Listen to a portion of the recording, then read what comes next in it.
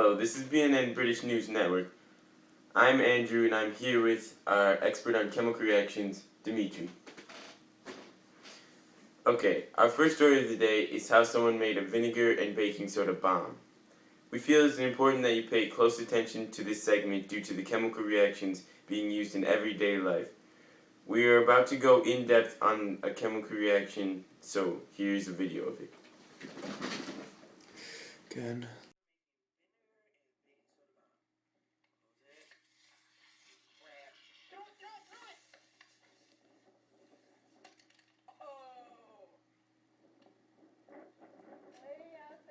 Okay, the last baking soda and vinegar test was a few streaks.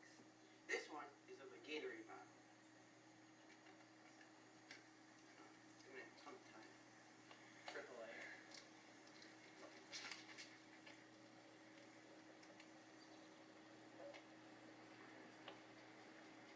There's nothing.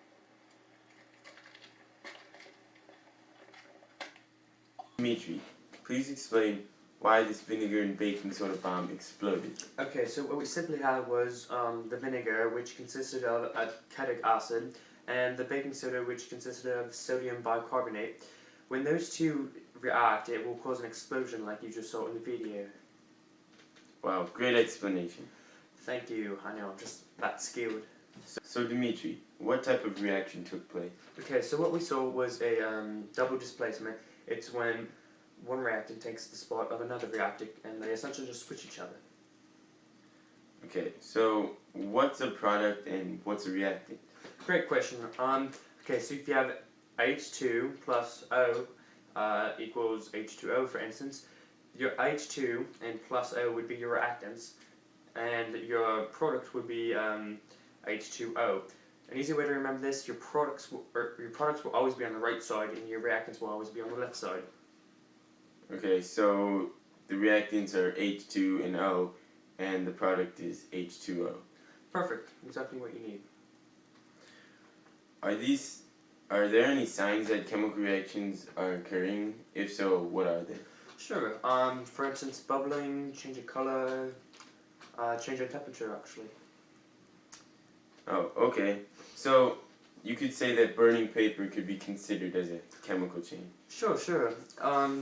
A great question to ask yourself is, can I get what I have back? So if you take paper, for instance, and you burn it, can you get paper back? No, you can't. Exactly. We should probably look at a physical change now. For instance, if we take water and I freeze it into ice, can I get my water back? Yeah, sure, you could just melt the ice. Exactly, you understand the concept now. Okay, so are chemical reactions dangerous? Some are and some aren't. It really depends on the type of reaction you have, what's reacting with what, etc.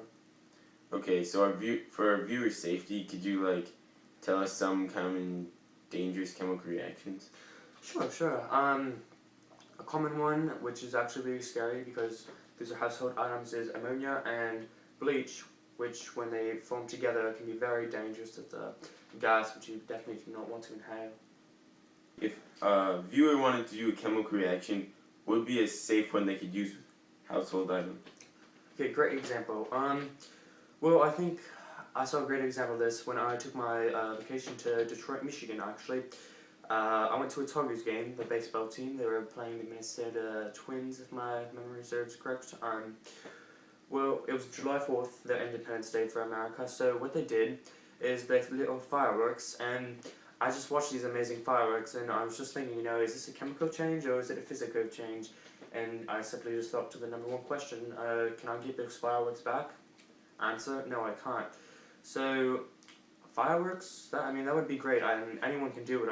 When I was walking around downtown Detroit, Birmingham, Rochester, families, friends were doing it. So really, anyone can do it. They're safe. Just watch for your eyes and the rest of your body, and it's a great experience. If you can head down to Detroit for a Tiger game during July 4th, that'd be great. That's pretty much it, yeah. Okay, well, unfortunately we're running out of time here, so I'll have to end it. But thanks for joining us. Thank you.